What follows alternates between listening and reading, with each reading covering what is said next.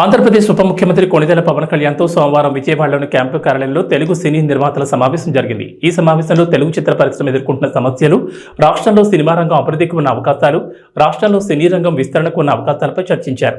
ఈ సమావేశంలో రాష్ట్ర సినిమాటోగ్రఫీ శాఖ మంత్రి కందుల దుర్గేష్ తదితరులు పాల్గొన్నారు.